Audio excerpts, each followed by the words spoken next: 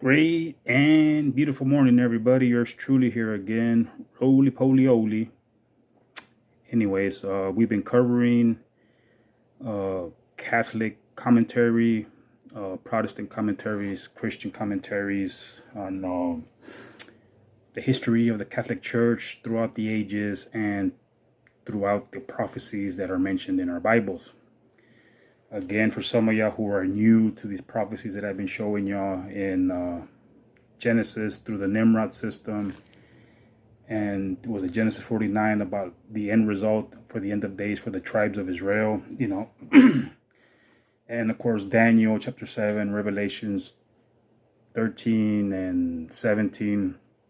These all have been proven beyond a shadow of a doubt that they are the Catholic Church and all their Christian daughters, per se, Christian churches, in other words. I was thinking about this while I was doing my morning walk this morning, and I was looking at the dates that I gave y'all for, prayers for the dead, the sign of the cross. These are all man-made traditions that were put out by the Pope or popes. In this case, these were put out by, these were the dictates of Hildebrand or Gregory the Seventh.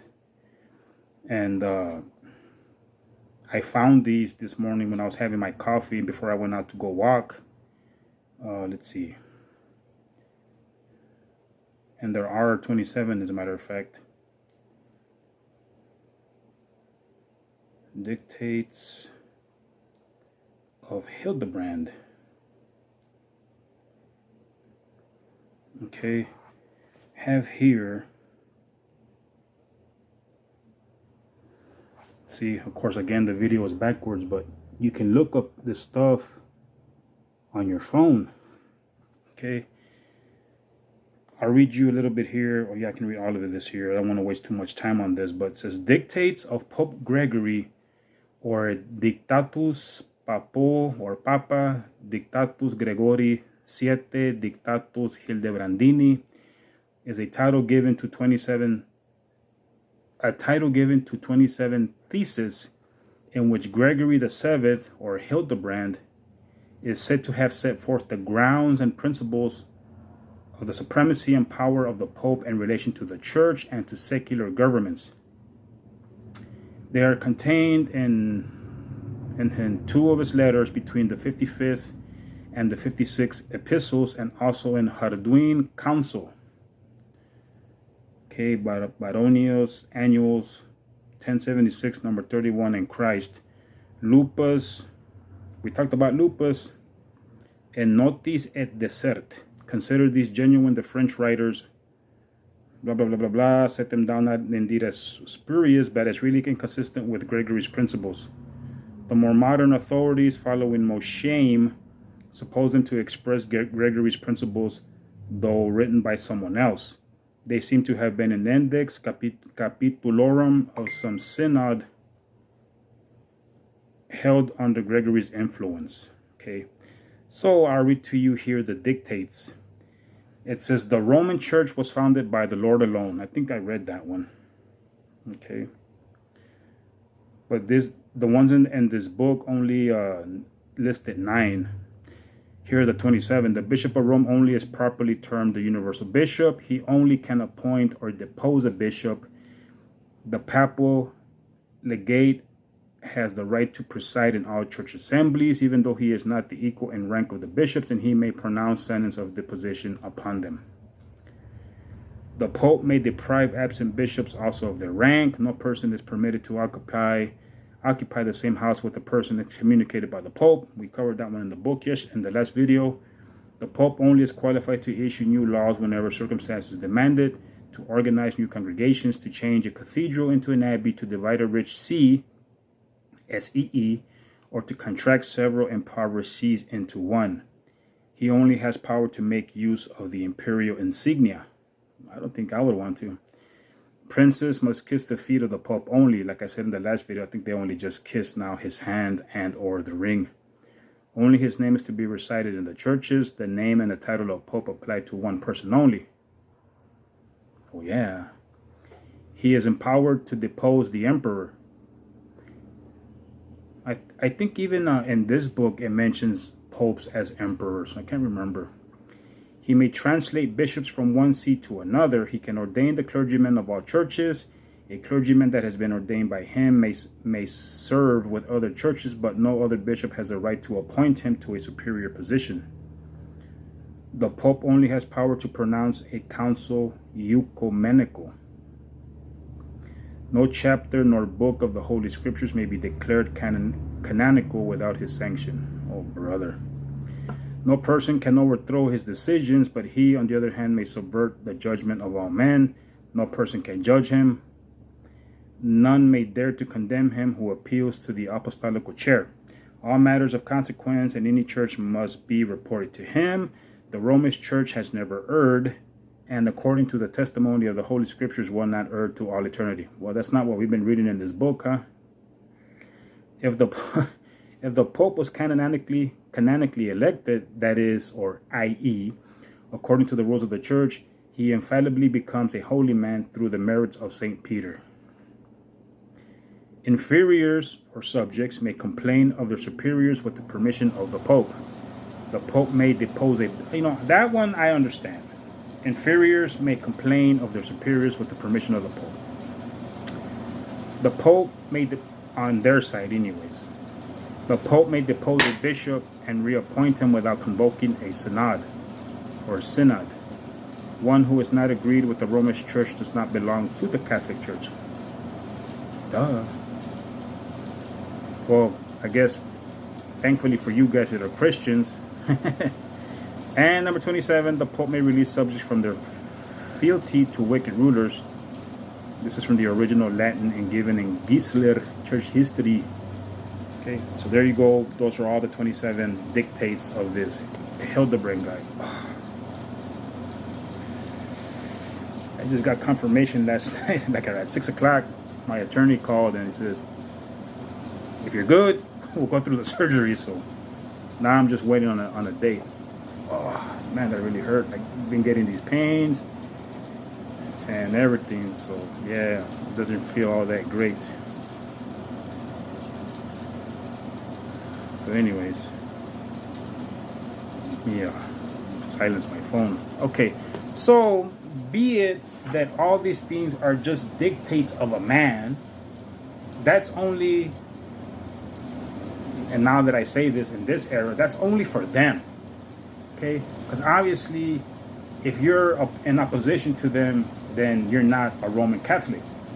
Okay, there's different ways to see this, and solely because of what I've been studying and my knowledge has increased to where I know how to put these things to where I can understand it and to where it makes sense to me. So I may be right, I may be wrong.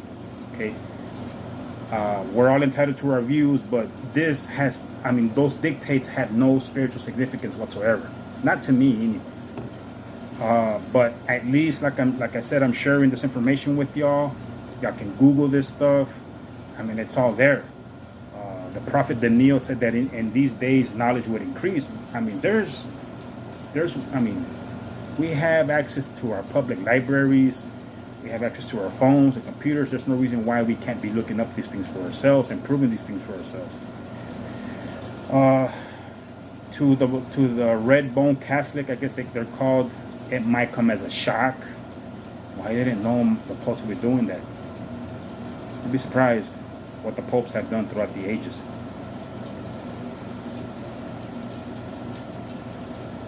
It's really crazy, people. So, be it that they're dictates of a man, we can cross-reference these dictates to Romans chapter 8. It says, Romans 8:13 says, for if you live according to the commandments of men, you will die. But if through the Spirit you put to death or put an end to the evil doing of mankind, you will live. Notice 7 and 8 in Romans chapter 8, because the carnal mind is enmity against or bitterly opposed to Yahweh, for it is not subject to the law of Yahweh, nor indeed can be. So obviously these guys don't want to be in favor of Yahweh and his commandments. They want to be in favor to their own dictates and commandments and laws and canons in opposition to Yahweh. So then those who are of the flesh cannot please Yahweh. Okay. We must remember that the laws, according to Romans 7:12, it says, therefore the law is holy, and the commandments are holy and just and righteous. Yahweh's laws, not man's laws. Okay. So, in continuance here, I did a little bit of reading this morning and came across some pretty cool stuff. I just forgot where I left off. Oh, here we go. So, again, I'm reading to y'all the comments as put on here by the resources and or the author. So if I read God, then I'm just, repeating what these people are saying. Okay. And as y'all have seen, I'll make and have made distinctions between these things. Okay. All right. Let's see.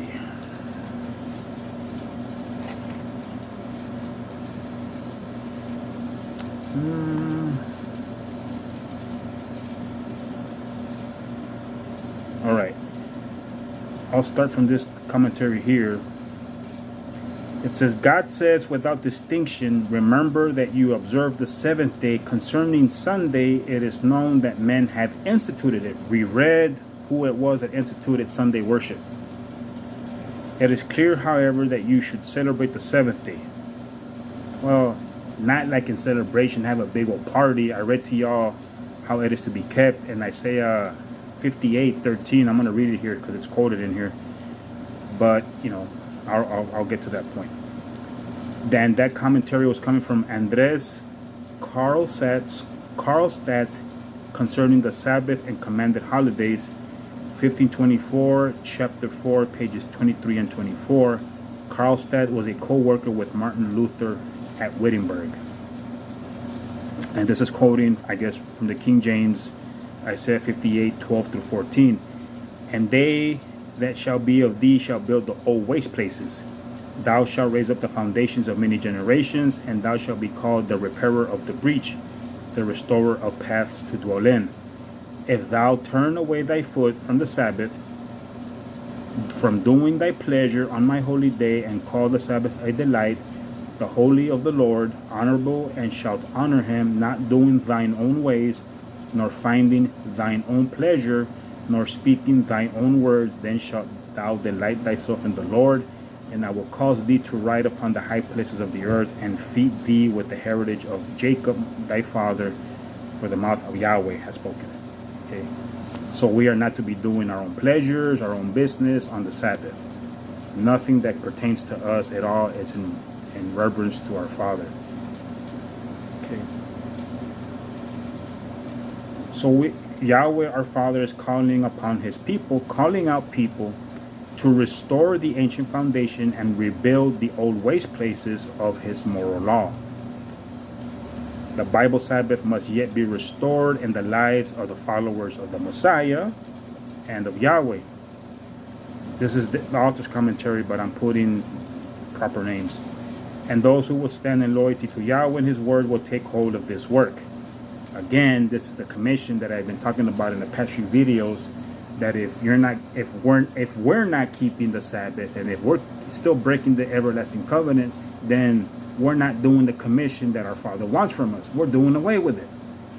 Following the deceived preachers and priests and so-called prophets, those people in those real huge auditoriums and deceiving people. I mean, recently I saw, well, I had already seen them, but I was re-watching some of the videos where some preacher guy takes off his coat and does this, and the people are falling backwards, and he does that in the crowd and they all fall back. I'm like,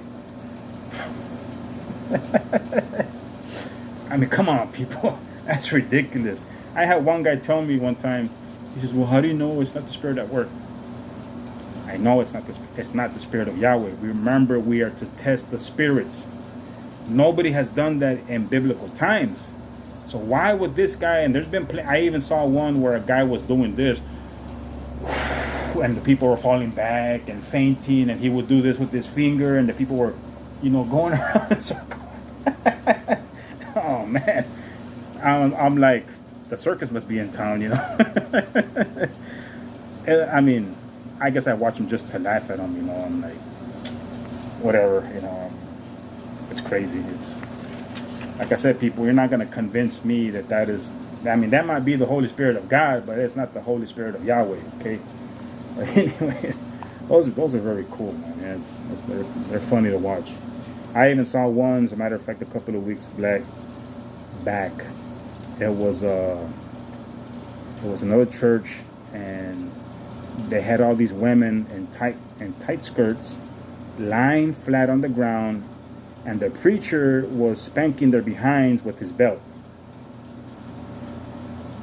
Where is that in the Bible? It's not.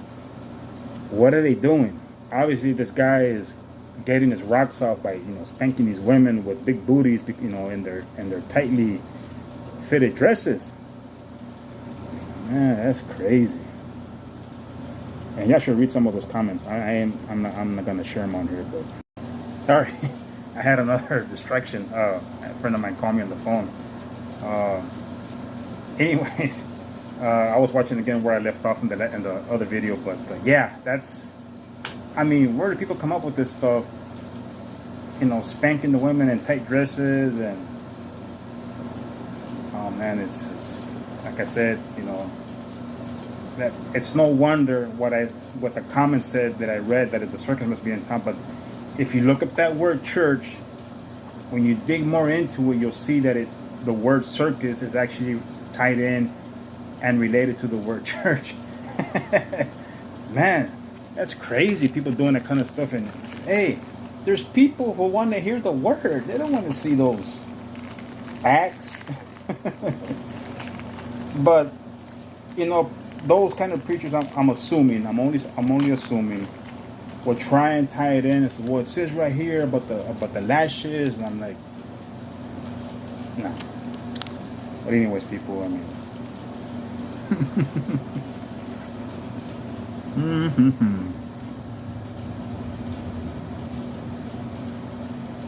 okay, here's another commentary from another resource from John Wesley. It says, excuse me, I'm hungry. The moral law contained in 10 commandments and enforced by the prophets, He, God, did not take away. It was not the design of His coming to revoke any part of this. Every part of this law must remain enforced upon all mankind and in all ages, as not depending either on time or place or any other circumstances liable to change, but on the nature of God and the nature of man and their unchangeable relation to each other. Okay, it makes sense. There's no need to change it. There's no need to alter it to fit your everyday life. Though, again, I'm only assuming a lot of people have, on the basis that I read articles where people have left churches because they probably heard something they didn't like, or have said, well, that's not what I was taught in the last church. Well, then why did you leave? But something that was nice and soothing to the ears, like Timothy said. Okay. So, and I've also read that throughout the last, I guess, 14 years, since I first got locked up, people have been leaving the Catholic Church up in Rome. They've been, because of all the pedophilia that's going on over there. Mostly again, people probably didn't see the actual acts going on, but because of all the articles. And I think, if I remember correctly, that's probably one of the reasons why Benedict resigned, because he had all that weight on his shoulders, who's going to go and lock those people up? I guess the law's banned for so many people, huh? Anyways, that is from John Wesley upon our Lord's Sermon on the Mount, Discourse 5 and Works, Volume 5, 1829 edition, pages 311 and 312.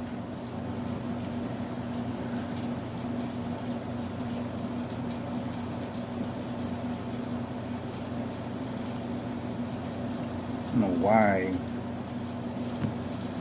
Okay. Next commentary. This rule of 10 Commandments is unchangeable because it is in harmony with the unchangeable nature of God. This rule of God among men is an expression of His holiness. It must be eternally what it has ever been. This is from OCS Wallace, What Baptists Believe, page 81 from the year 1934. It's unchangeable, people. We have read, and I have given y'all scriptures like in Malachi, maybe not, but we have heard many people say, well, our Father is the same yesterday, today, and tomorrow. Okay, so it also says in Samuel or something like that, that our Father in heaven is not a man that He can just change His mind. So why would anybody want to think that He set forth laws and here comes His Son and does away with them? It doesn't work. Nobody can alter, change, or do away with those laws. I read it to y'all in one of my earlier videos on Galatians chapter 3. And I'll read it to you again here in plain black and white, and you can look it up in your Bible, in your King James. And Galatians 3:15. Brothers, let me give you an example. Even in ordinary life, no one can do away with, nor can they add to a human covenant once it has been duly ratified, so it is in this case. And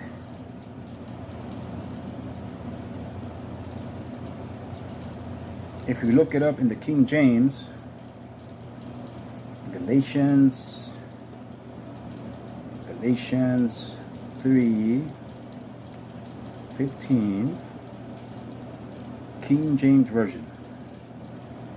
It says, Brethren, I speak after the manner of men, though it be a man's covenant, yet if it be confirmed, no man disannulleth or addeth thereto. Excuse me. And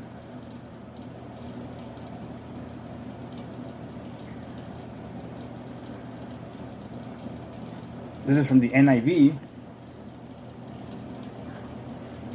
So just so y'all can see I'm not making it up. NIV.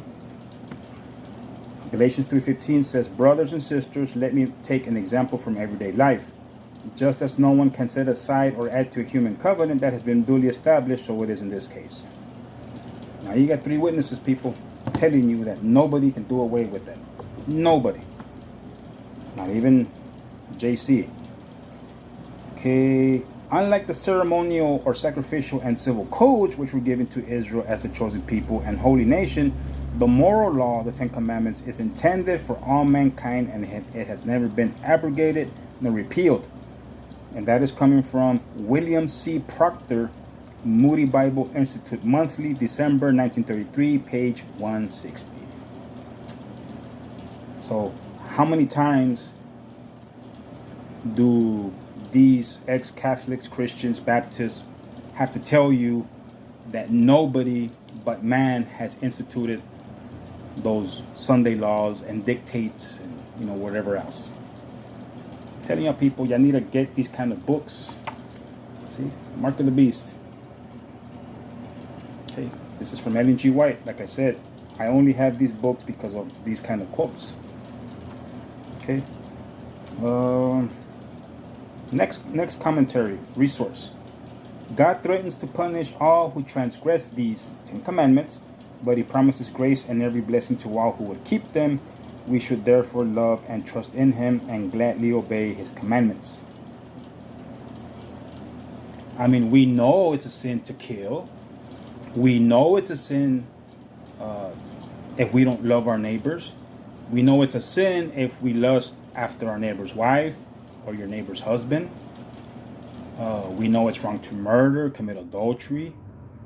We know we need to keep the Sabbath as a memorial, but for some odd reason, and I've already told you why, the Catholic Church does away with the Sabbath, because that is what gives you the mind or the mark of our Father in heaven.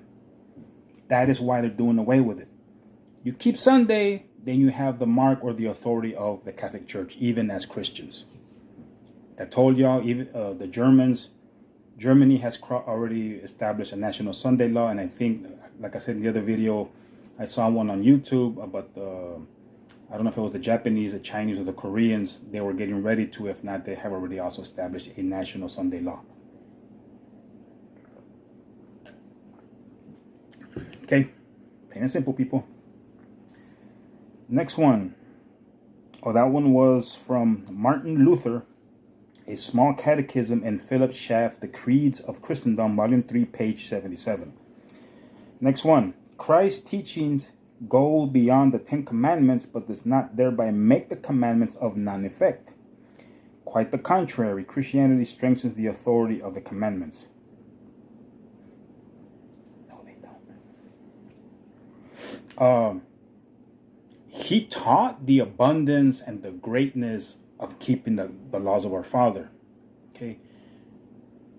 Though the Decalogue was set forth as 10 Commandments, there still are the laws in the Bible that are for our benefit. The health laws that I keep emphasizing on, and about, there's priestly laws and ordinances that not yet we can't do.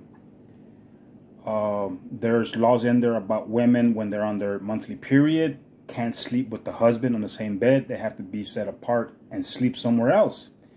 They can't have sex. We're not supposed to be having sex with women while on their monthly period. That is very disgusting. There's also laws about not sleeping with a stepsister, a stepbrother, a stepmom, a stepdad, aunts, uncles, cousins. None of that stuff.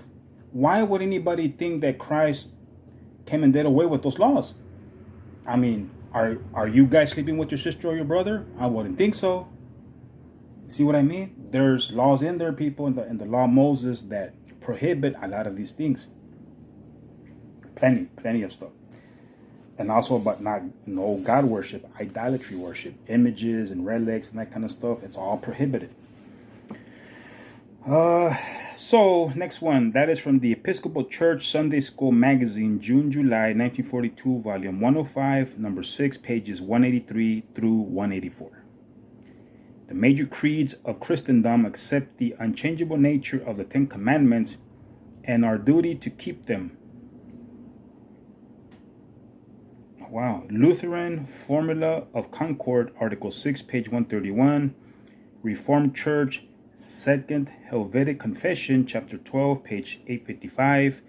Church of England, 39 Articles of Religion, Article 7, pages 491 to 92. Protestant Episcopal, 39 Articles, Revised Article 6, page 808. Presbyterian Westminster Confession of Faith, Chapter...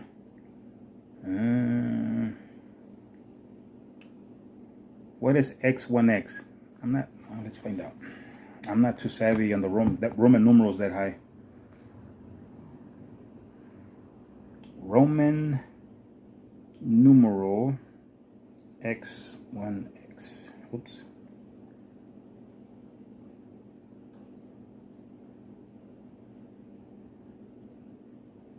Oh, that is 19. Okay. Sections 5, 7, and 20, pages 643 through 44. Congressional Savoy Declaration, page 718. Baptist Philadelphia Confession, page 738. And New Hampshire Confession, Article 12, page 476. But the explanation of all this is not yet ended. Revelation 12 leads directly into Revelation 13. And here we are told more. The God of heaven is giving special counsel to our time in these chapters, warning us of a crisis, the final crisis before Christ returns. Okay. So there you go, people. Comments, commentaries, ex-bishops, other churches, other church members, leaders, whatever. Okay. Oh, let's see. Here we have more commentaries. Of course, it says here the beasts of Daniel and John are empires. The 10-horned beast is the Roman power. The head is the governing body. The heads of this beast represent successive governments. The statue with the head of gold was Nebuchadnezzar, Babylon, and then Medo-Persia, Greece, and then Rome. And the prophet Daniel was more concerned about the fourth beast because it was brute. It was a bruto. I mean, it was a very tremendous beast with iron teeth, and the feet were 2 feet, legs of iron as well, I guess. Pagan and Papal Rome, and then it had, of course, the 10 toes, was the 10 nations. Probably might have been the United Nations. Might be more countries by now, but even the 4 Malachim, translated angels in the book of Revelation, are not necessarily angels with wings, but they also represent 4 world powers. Okay, so there is a lot to study in those prophecies, and if I can condense a lot of these things, I know I said it in past videos, I haven't gotten there yet, but I will do my best. Okay, so the mighty Catholic Church was little more than the Roman Empire baptized. That is from A.C. Flick, The Rise of the Medieval Church, from the 1909 edition, page 148. From ancient Babylon came the cult of the Virgin Mary Goddess, who was worshipped as the highest of gods. Ooh, there you go, people. The God of gods. From ancient Babylon came the cult of the Virgin Mother Goddess, who was worshipped as the highest of gods. I guess you can kind of still reference that to Isaiah chapter 7, 14, I think. Prophecy of Lucifer.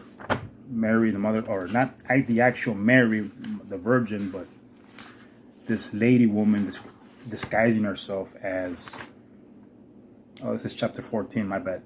Isaiah chapter 14. C. S. H. Langdon, Semitic Mythology, 1931 edition. This worship was taken over as Mary worship by Rome. Heathen sun worship on Sunday was likewise adopted by the Roman apostasy. Again, these people are putting out these commentaries, comments, quotes by, like I said, ex-bishops, Catholics, whatever. And notice here, Cardinal Newman lists many examples of things of pagan origin which the papacy brought into the church in order to recommend the new religion of the heathen. The use of temples, I've told you this before, and these dedicated to particular saints and ornamented on occasions with branches of trees, incense, lamps, and candles. Holy water, asylums, hermitages, monasteries, and convents. Pagan holy days, processions. Well, holy days, pagan days are not holy days, they're just called holidays. Processions, sacerdotal vestments, the tonsure. Was that the host? Let's see. I looked it up last night.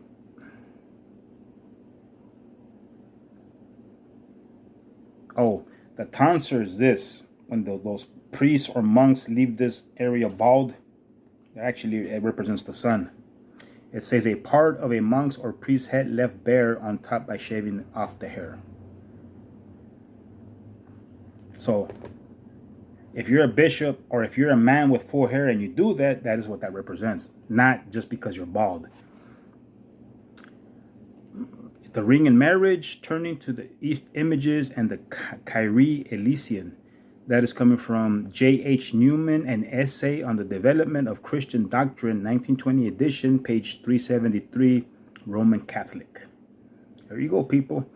Just after Emperor Constantine of the Roman Empire decreed Sunday keeping in the 4th century, he moved east and built Constantinople as his new capital.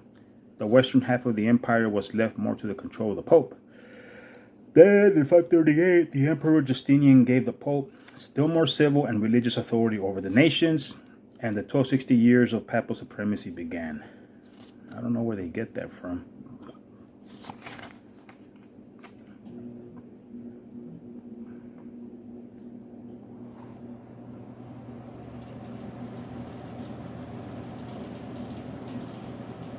The word see, used in Holy See, S-E-E, means seat. And there the Pope sits today in the city of Rome, the seat of the ancient pagan empire. Pagan Rome gave Papal Rome its seat or see. Okay. The removal, I think this one they got wrong because they're comparing the leopard beast to Papal Rome. But I think the leopard represents Greece. I'll have to look that one up. The removal of the capital of the empire from Rome to Constantinople in 330 left the Western Church practically free from imperial power to develop its own form of organization.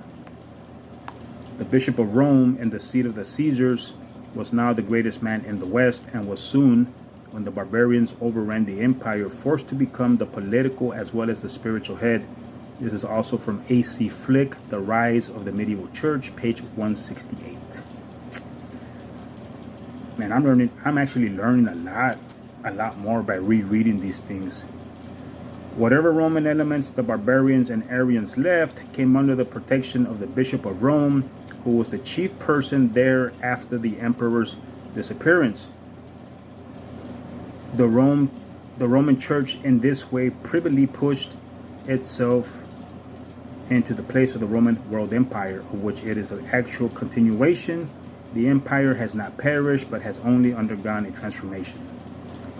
The Catholic Church, is a political creation and as imposing as a world empire, because it is a continuation of the Roman Empire. The Pope, who calls himself King and Pontifex Maximus, the title of the Roman Emperor in the time of Christ, is Caesar's successor. This is from Adolf Harnack, What is Christianity, page 1903, pages 269 through 70. Speaking of the time about 500 AD, when the Roman Empire was crumbling to pieces, no, the Catholic Church will not descend into the tomb. It will survive the empire. At length, a second empire will arise, and of this empire, the Pope will be the master. More than this, he will be the master of Europe. He will dictate his orders to the kings who will obey him. This is from Andrea Lagarde, The Latin Church in the Middle Ages, 1915, page 6. Boy, imagine reading all these books. That's a lot of studying, but like I said, if you're gonna do all that reading, it is what it is in its simplest forms. I like to make even my comments short and simple to get to the point. But we're seeing these things we have seen these things unfold before our very eyes throughout history, present day, and we still have to see yet the last few prophecies to be fulfilled, when Rome will be another world power. It should be of no surprise that it becomes a world power, because A, it was prophesied to be, and B, because mostly everybody has, like it says in Revelation 13:3, the whole world has followed or worshipped after the beast.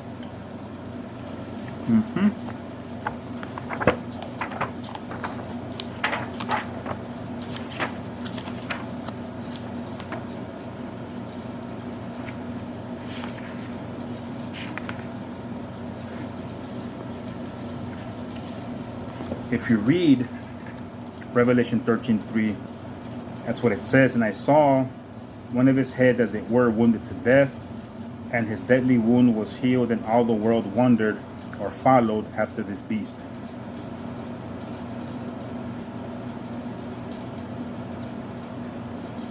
And they worshipped the dragon, which gave power to the beast, and they worshipped the beast, saying, "Who was like the beast, who was able to make war with him?" Rome, believe me, the Pope has its own army. Isn't that crazy? I think it's in the book of Daniel. It says, "And the army will stand on his part." Okay. Oh, let's see. I lost my page here. So, anyways, all right.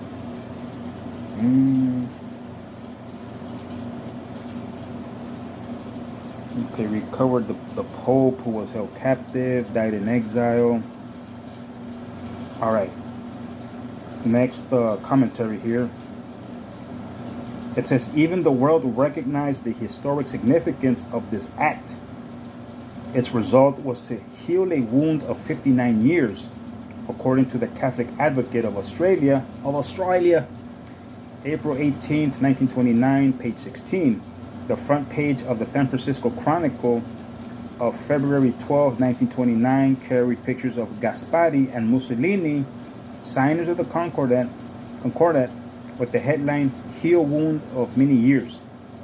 The Associated Press Dispatch said of the event, in affixing the autographs to the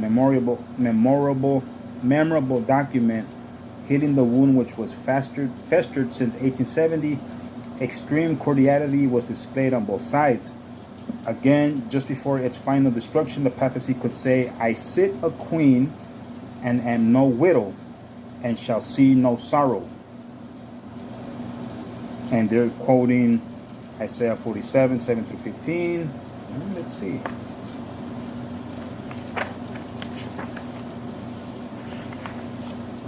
Isaiah 7, 7 through 15.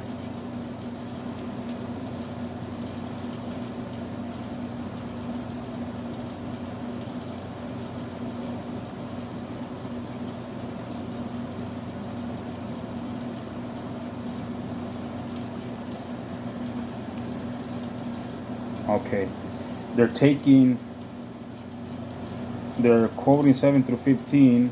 It's got nothing to do with the Roman Catholic Church, but even verse 14, it talks about the virgin birth. It's talking about Miriam, and Revelation 17:18.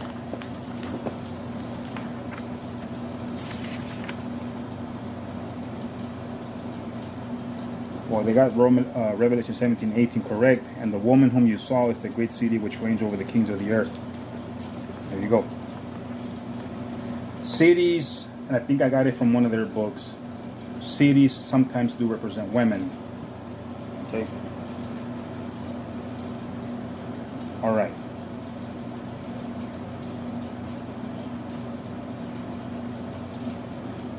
In 1929, the Italian government recognized the Vatican City as an independent state, and it is. The Pope was again a king. On March 9th, 1929, the Pope said, "The peoples of the entire world are with us." Gradually, the papacy is regaining power, yet since then, 1798, the papacy has been lifted to a pinnacle of spiritual power unreached. It may be since earliest Christian history, and this is coming from the Modern Papacy, page 1, Roman Catholic. I'm going to look something up here real quick.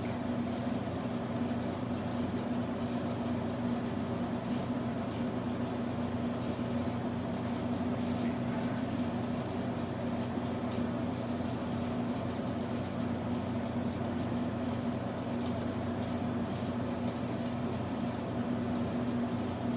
I actually have this picture somewhere in my studies.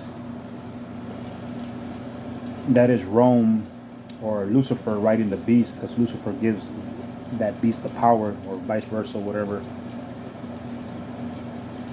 And all those 7 heads are the 7 ruling kingdoms throughout the years. Very cool. I like it.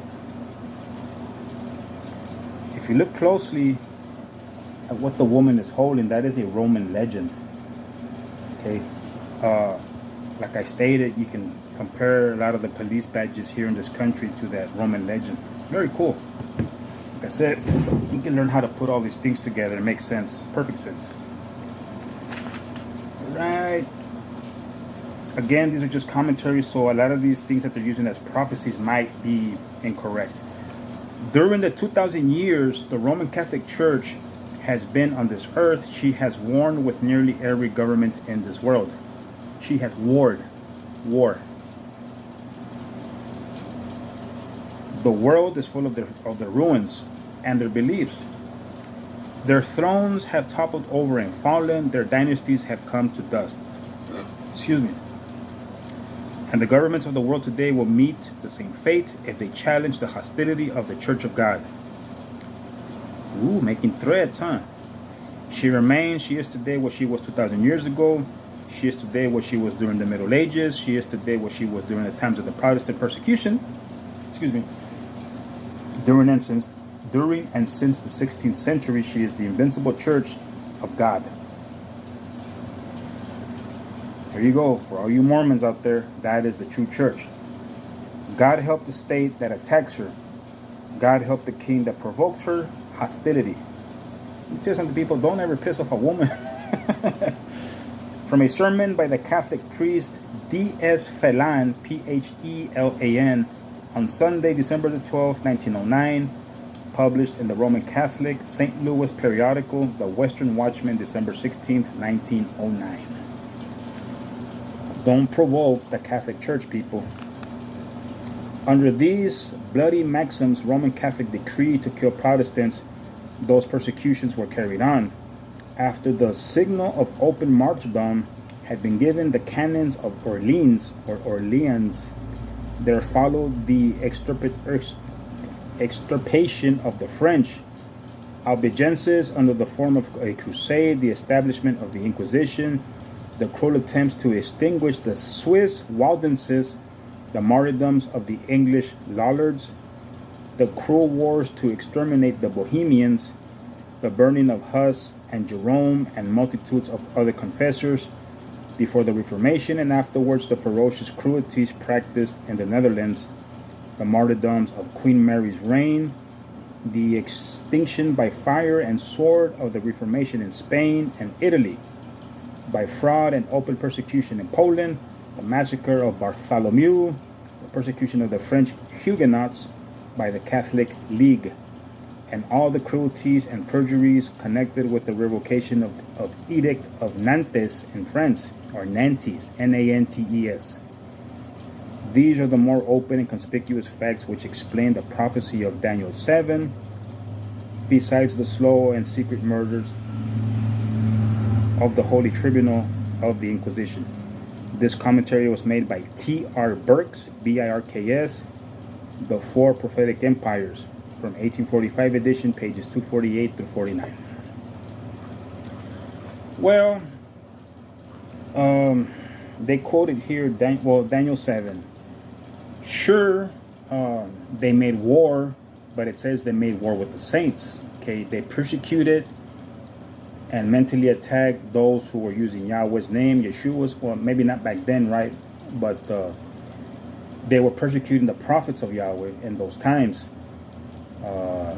They even persecuted the Messiah. They persecuted the apostles. Like it says, they hung Stephen upside down. They decapitated John the Baptist. They even says they saw some of the apostles in half and so on, because they had the true faith and they wanted nothing to do with it. Poor guys, I mean. It says here, the author's commentary, the apostasy of the Dark Ages is to have a marvelous revival of power in the near future. Okay, that's true. It says, and all that dwell upon the earth shall worship him whose names are not written in the book of life of the Lamb, slain from the foundation of the world. If any man hear, let him hear.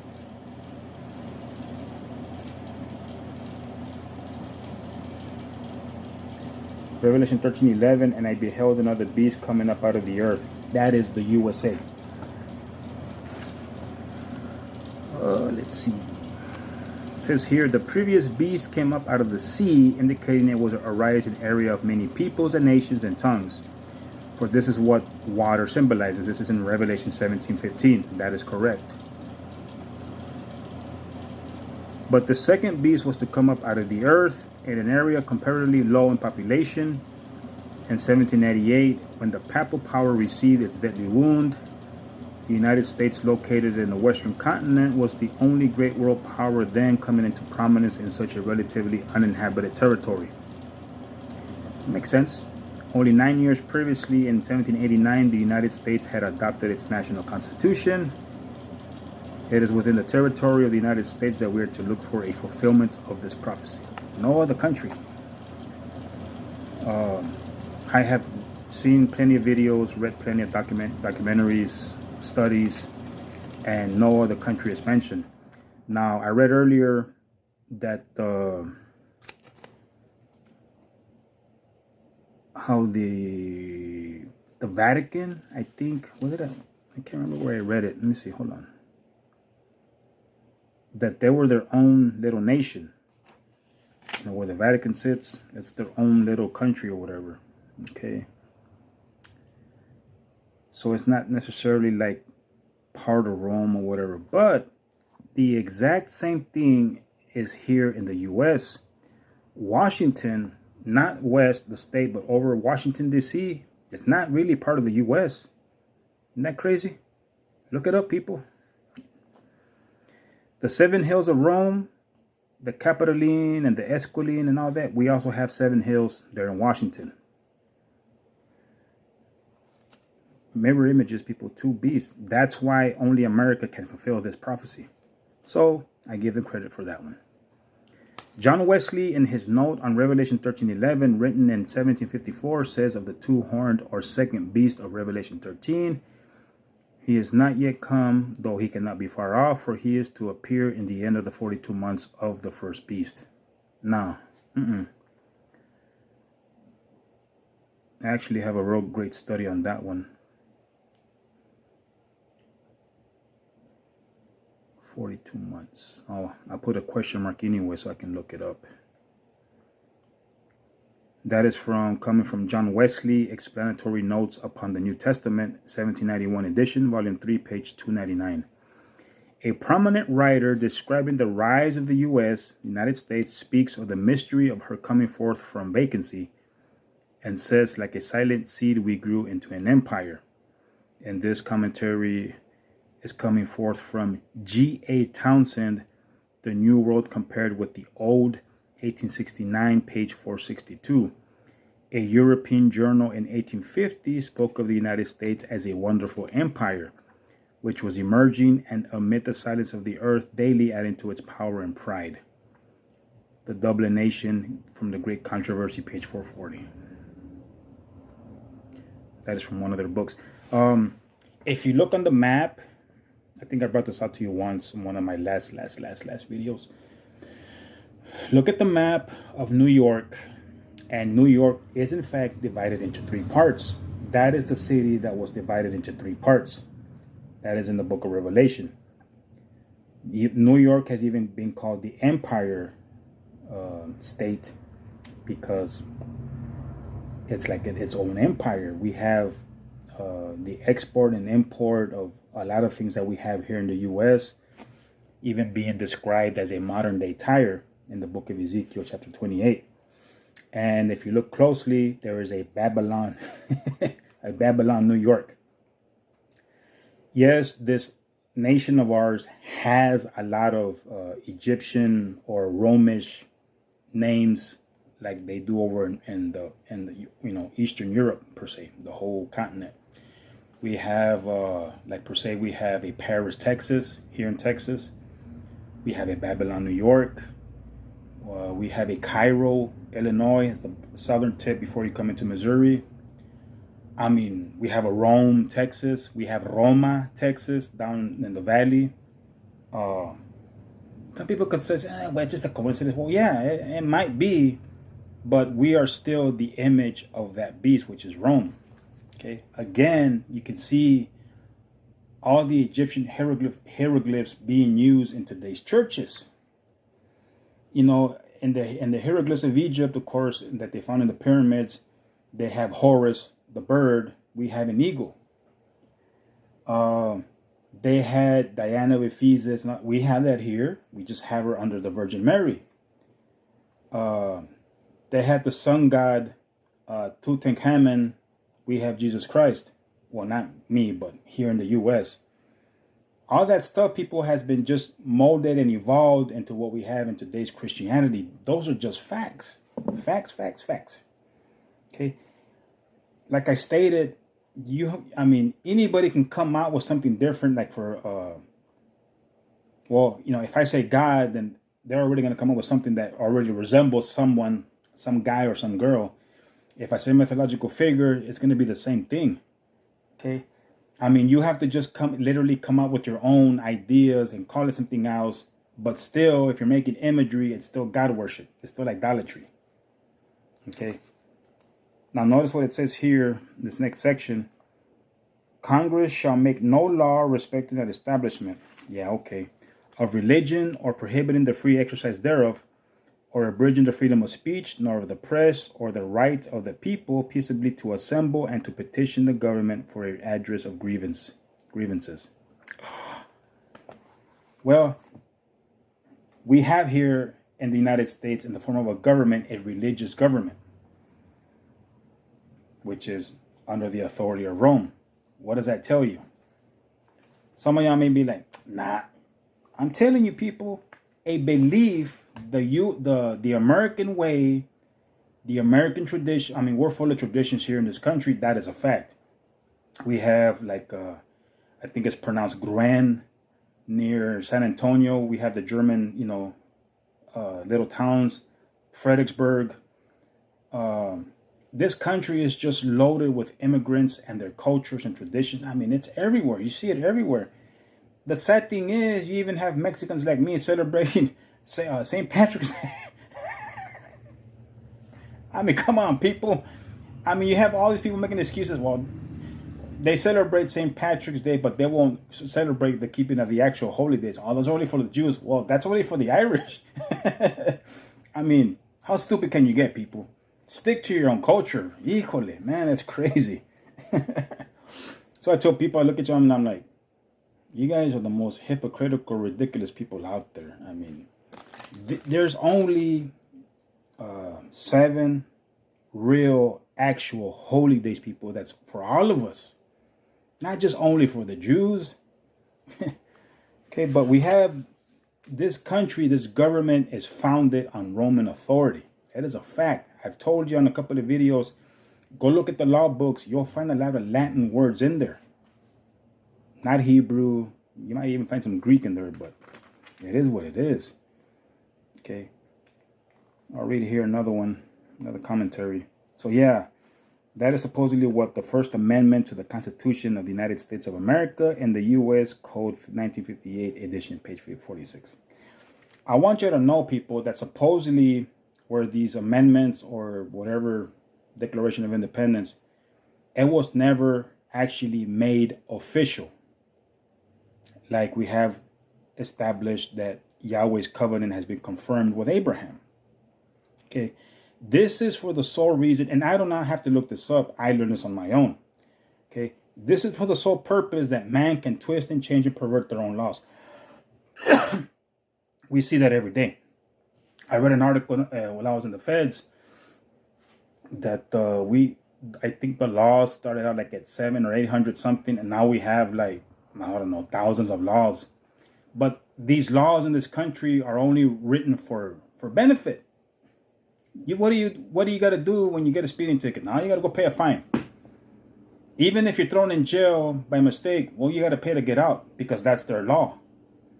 But even then, unlawful jail time has actually been proven that they actually do give people money. Okay, but anything wrong that you do that is against the laws of this country, you have to pay dinero.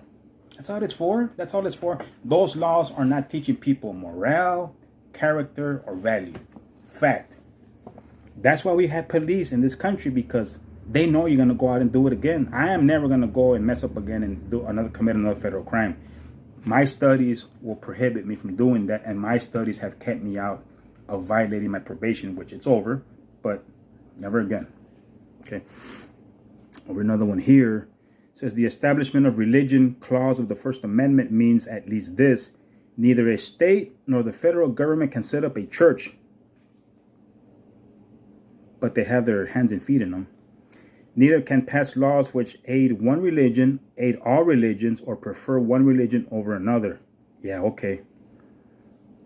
Neither can force nor influence a person to go to or to remain away from church against his will, or force him to profess a belief or disbelief in any religion. No person can be punished for entertaining or professing religious beliefs or disbeliefs, for church attendance or non-attendance.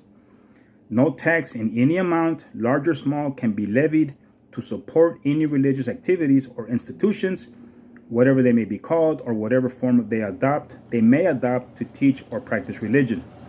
Neither a state nor the federal government can openly or secretly participate in the affairs of any religious organizations or groups, and vice versa. In the words of Jefferson, the clause against establishment of religion by law was intended to erect a wall of separation between church and state. And this is coming from the U.S. Supreme Court decision, Everson versus Board of Education, 330 U.S. 1, February 10th, 1947, in the U.S. reports, pages 15 and 16. Supposedly they can't do it, but they do. You go to like I've been telling y'all, the house of Yahweh exposes the government and exposes Rome. So they've gone over there and spread all kinds of allegations, okay? Because like I said, I haven't been there, but they spread all kinds of allegations that they practice polygamy and that they're supposedly they're marrying more than one woman, that they're sleeping with young girls. I mean, come on, really? I mean, we just read here that they can't interfere with you. They're not supposed to. But like I stated a couple of times in my other videos, if you're caught exposing somebody, especially this government, especially Rome, like we just read, do not provoke her. They'll find a way to make you disappear. They'll find a way to get rid of you, your friends, and anybody else who knew you, so there's no remembrance of you. It's like a big old mafia. People are crazy. The government cannot interfere with your belief.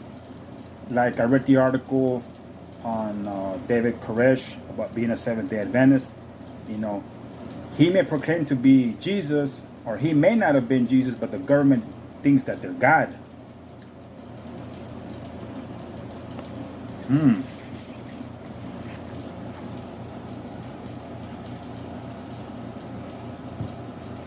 Anyways,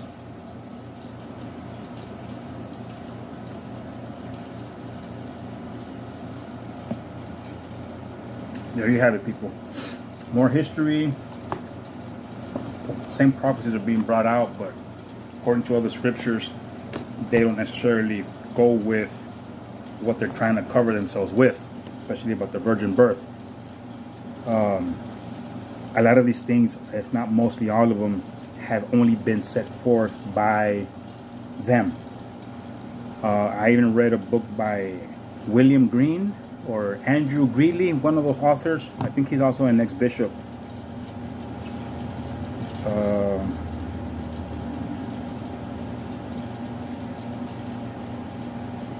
Andrew Greeley says was an American Catholic priest, sociologist, journalist, and popular novelist.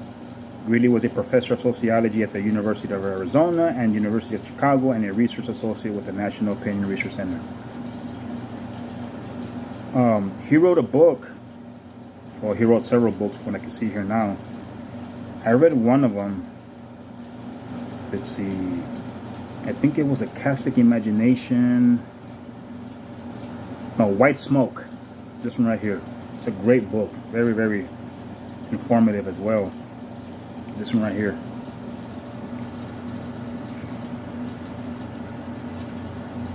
And it's got a real funny joke at the end of the book. But he wrote, I think in that book, I think it was him, I think he said or quoted an ex-bishop saying that the Catholic Church might as well be made out of glass.